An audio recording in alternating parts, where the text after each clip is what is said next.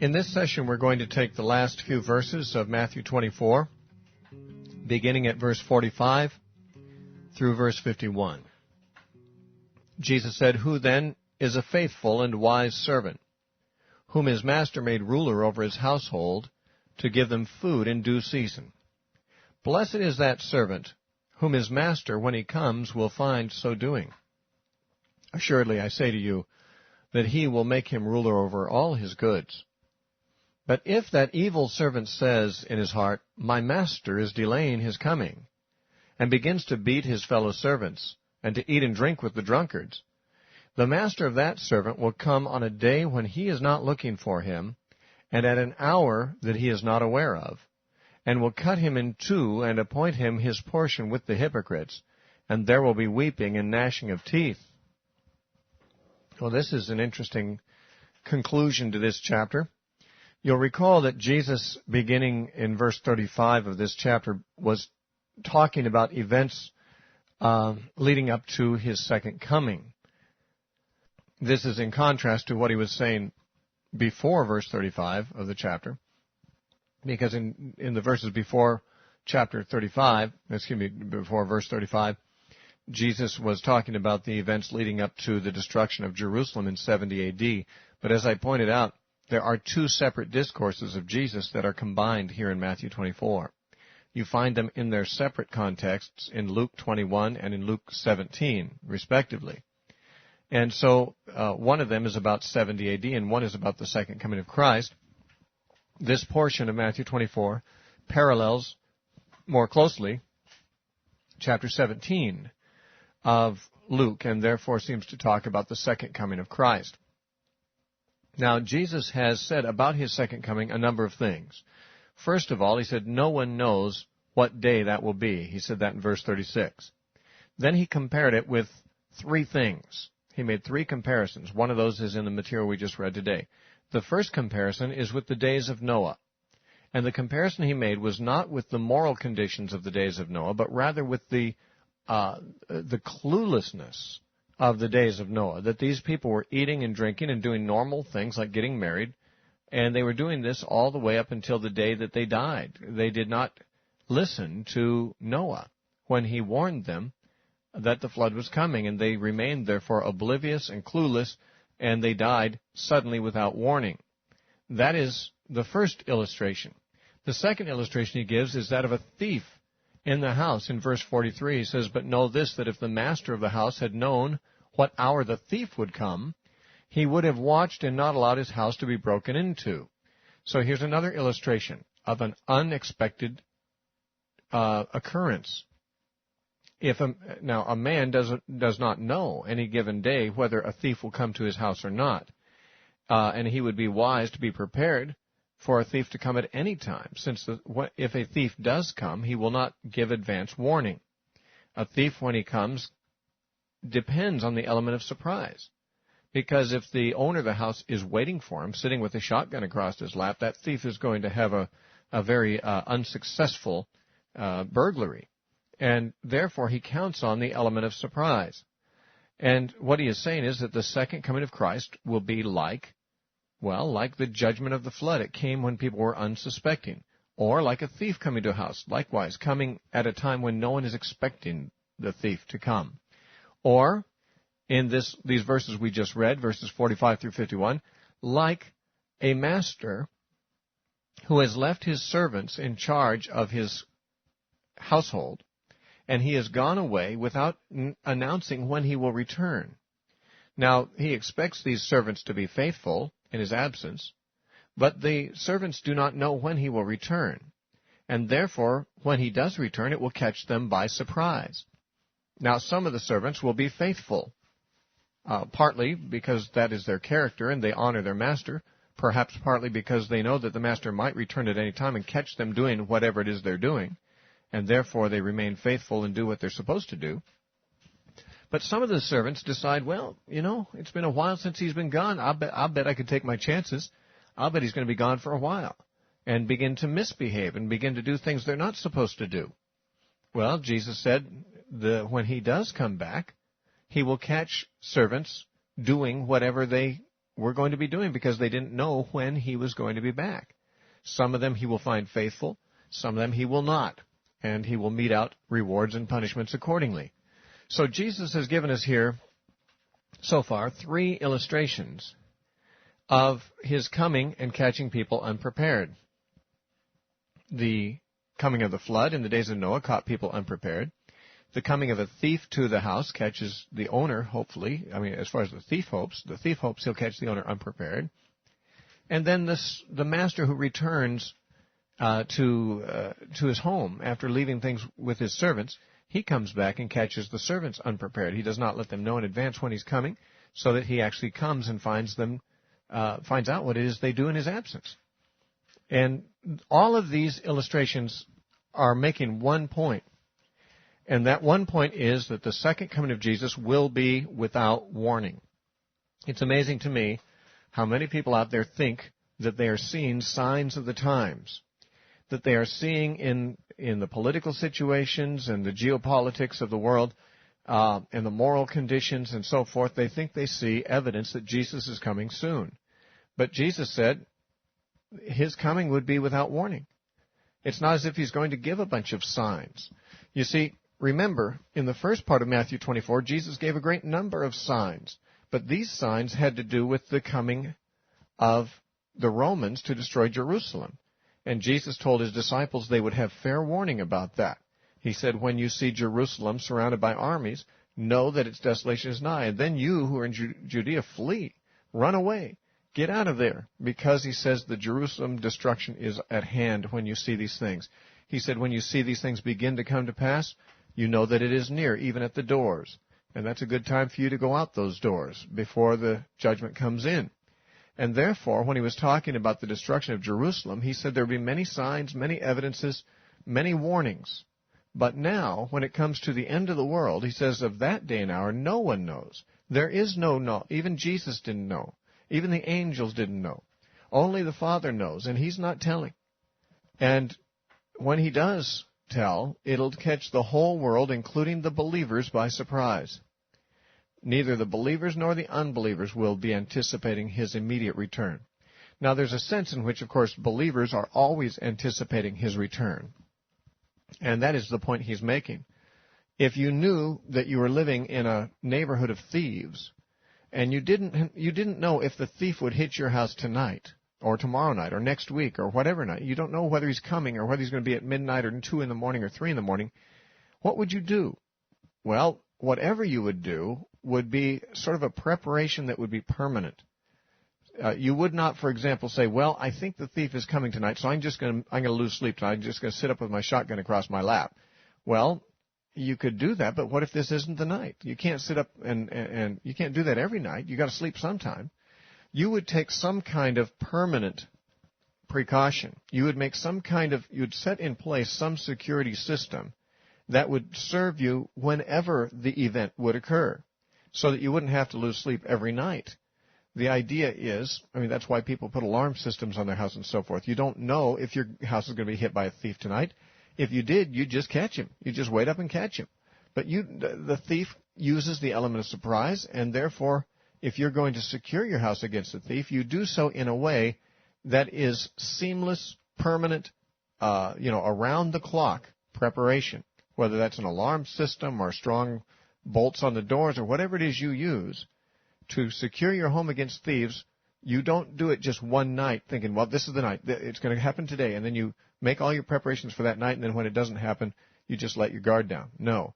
Jesus said you got to keep your guard up. You need to be ready at all times. And what he is saying here is that when it comes to being ready for his second coming, then the only way you'll be ready is if you are doing at that moment what he has commanded you to do. If Jesus has commanded you to do something, you better hope that he'll find you doing it when he comes, because that's the only way you can be ready. Now, a lot of people think, we need to preach about the soon coming of Jesus so that people will get ready. Well, I don't think that's true. First of all, the Bible doesn't anywhere talk about the soon coming of Jesus. In fact, the Apostle Paul in 2 Thessalonians said, beware if anyone tells you it's happening soon. He said there's things that have to come sooner. There has to be a great falling away and the rise of the man of sin and so forth, he said. And therefore, Paul did not teach that the coming of the Lord would be necessarily soon, but he did teach, as Jesus did, that we should always live in the way that whenever he came, he'd find us doing what would not embarrass us to be found doing. Now, that's the point. See, when I've asked people, sometimes people say, well, we need to be aware of the signs of the times. I say, why? Why? What difference does it make? First of all, I don't believe there are any signs of the times in our age. I don't believe that Jesus gave any signs of the end times, if we mean by that the times of the end of the world. He gave signs of the nearness of the destruction of Jerusalem for 70 A.D., but he did not give any signs of any times later than that, of the end of the world or anything similar to that. So I don't believe in the signs of the times, but what if I did? What reason is there for me to be aware of them?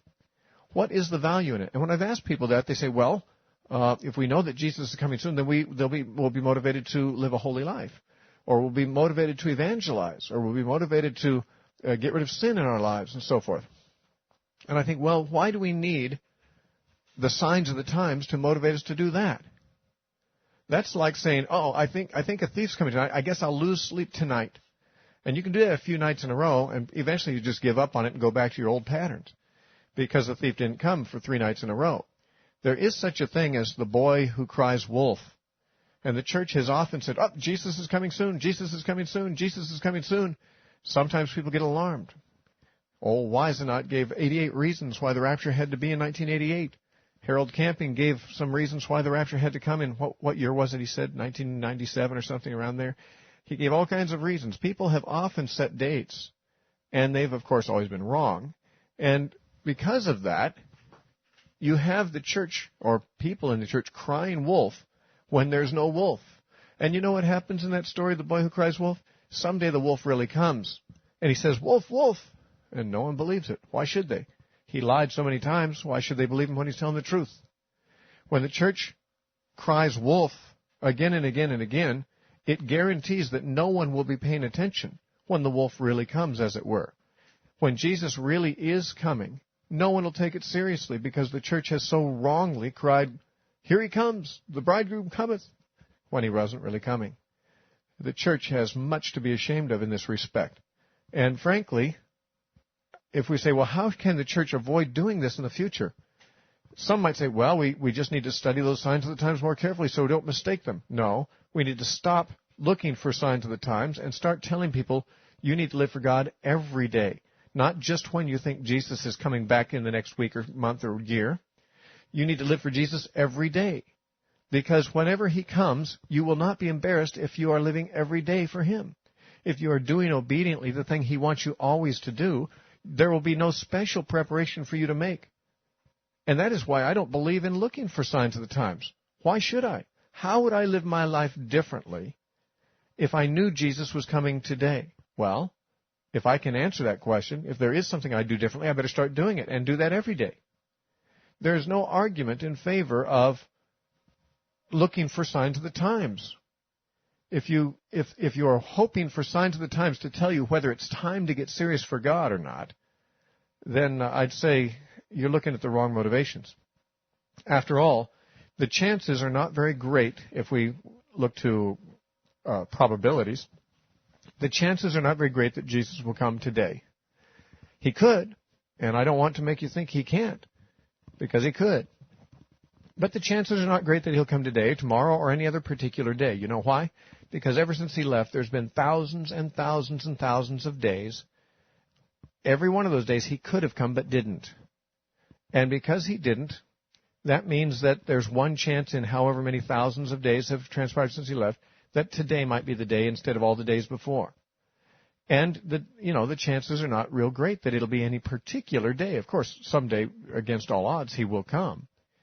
But there's not much chance. There's not a high probability that today will be the day as opposed to yesterday or tomorrow or the next day. There's nothing singling this day out as a special day that he might come. However, there's a much higher chance that today might be the day I would die, because the days of my life are guaranteed to end at some point. You see, there is no guarantee that Jesus will come back in my lifetime. He may not come back in my children's or my grandchildren's lifetime in terms of the second coming, but But there is a guarantee that I will die within my lifetime. In fact, it will be the last thing that occurs in my lifetime. I will die. What's more, there's no guarantee that I'll live to be 70 or 80 or 90 years old either. Every day we read in the newspaper of people in their 20s and 30s and 40s who die of various unexpected causes. And therefore, there's a very good chance that today could be the last day of my life. Now, truly, the chance is not real high, but it's a much greater chance that I will die today, if we consider the probabilities, than that Jesus will come today. And as far as my own eternal life is concerned, what's the difference? If I die today, I have to stand before God. If Jesus comes today, I have to stand before God. What's the difference? There's none. In fact, I can't see why it would matter to me more whether Jesus came back or I died. Because in either case, I am ushered into the presence of the judge of the universe, and he will pass judgment on my conduct. And that is what I have to be concerned about. I don't think the church has gained any credibility. In fact, I think the church has lost credibility by again and again and again saying, look at these signs of the times, Jesus coming is near. The church should have done what the Bible does. The Bible nowhere says, hey, look, Jesus is near, so get right with God. But the Bible does say, prepare to meet your God. Today you're going to die, or you're going to die someday. Certainly we can, if the church had never said a word about the nearness of the coming of Christ, the church would have lost nothing by that silence, and all we would have lost is the embarrassment of being wrong. But if the church had always said, listen, sometime within your lifetime you will die, and if we preach that to every man, no one could ever say we missed the point on that. We've never missed the mark on that because everyone who's lived so far has died, except those who haven't died yet, and they will too. We would be always telling the truth if we told people to prepare to die, because that is going to happen, and that's guaranteed. It is appointed unto man once to die. And you know what? The fact that I might die today should provide me with the same amount of incentive to live holy for God and obedient and to evangelize and do all those things as if I believed Jesus was coming today. But I have no reason given to me in Scripture to believe Jesus is coming particularly today. However, I need to live every day in such a way that if I die or if he comes back, I will not be embarrassed. And that's the point he makes in this parable of the servants. He says, who then is a faithful and wise servant, whom his master made ruler over his household to give them food in due season? That is, God commits his servants to the task of serving his other servants, giving them food or whatever. You see, we are called to be servants to one another. The church is to be dishing out spiritual food to the world. That is the commission God has given his servants, okay? Now, the master goes away. And it says, blessed is that servant whom his master, when he comes, will find so doing. That is to say, when the master comes back, if he finds the servant doing the thing that the master commissioned the servant to do, that servant will be blessed. Assuredly, I say to you, he will make him ruler over all his goods. That is, if you're faithful in that which is least, you will be given more responsibility and more privilege when Jesus comes, if he finds you faithful, if he finds you doing what you're supposed to do. But then Jesus gives a contrast. It could go another way for that servant. Instead of being faithful, he might be unfaithful. He says, but if that evil servant says in his heart, my master is delaying his coming, and begins to beat his fellow servants and eat and drink with the drunkards, the master of that servant will come in a day when he's not looking for him, and at an hour that he is not aware of, and will cut him in two, and appoint him his portion with the hypocrites. There shall be weeping and gnashing of teeth. Now here's a servant. He is a servant. He's a Christian. He is one of the servants that Christ has appointed to give food to his fellow servants. That's what we have here. We have only one servant, hypothetically, in this illustration. There's not two servants. There is, who is the faithful servant? His master has told him to give food in due season to his household. If that servant does it, when his master comes, he'll be blessed and be given authority. But if that same servant decides to go a different way and says, my master isn't coming very soon, I can get away with some stuff, and he goes about to get drunk and to be a glutton, and he beats his fellow servants or abuses them rather than blessing them, that servant, if he's doing that when his master comes, is going to be seriously punished, cut in two, Jesus said, and given his portion with the hypocrites. Well, what Jesus is saying is that his servants, Christians, can go either direction on this. They are to be faithful every moment of every day. And therefore, they don't have to fear that Jesus will come back and find them unfaithful. Believe me, Jesus cannot find you unfaithful when he comes if you are never unfaithful. But if you are unfaithful, he may indeed catch you in that. Now, some people think this servant's problem was that he didn't expect his master to come at any moment. He says, my master delays his coming. Some people actually think that this somehow speaks of the person who suggests that the second coming of Christ is not likely to be today. Well, this person is not punished for questioning whether his master is coming that day or not. He's punished for his behavior. The faithful servant might also not expect his master back that day, but he won't be punished. It is not the question of whether he expected his master back that day. After all, his master gave him no reason to expect him back that day. The problem is not that this servant thought the master might not come right away, but rather he used that assumption as an excuse to do the wrong thing and not to obey his master. He ate and drank with the drunkards, and he bait his fellow servants. The punishment here is not due him because he said, my master delays his coming. This punishment came to him because of the way he used that assumption and went about to sin. Well, many people listening to my voice right now have been Christians, have been servants of Jesus in the past, but he didn't come as soon as they thought, and they've chosen to go back to the world. They've chosen to eat and drink with the drunkard. They've chosen to abuse their privilege and have gone back to a life of sin. I'll tell you, if Jesus comes back and catches you like that, Jesus said you'll be given your portion with the hypocrites. That's not a saved person. You may have been saved before, but Jesus said that servant who defects, if his master catches him, will be treated as if he was never a true Christian at all. He'll be given his portion with the hypocrites. And you can read Matthew 23 to think of what God thinks about the hypocrites. The point here is, like a thief coming, or like a master returning to his servants, or like the flood coming in the days of Noah, the actual second coming of Christ will be without warning. And we should be prepared for it at any moment. We should live today the way we would live if we knew he was coming today, even though he might not. But he will come someday, and we will want to be found doing his will at that time. We might as well play it safe and follow Jesus every day. You take your chances otherwise.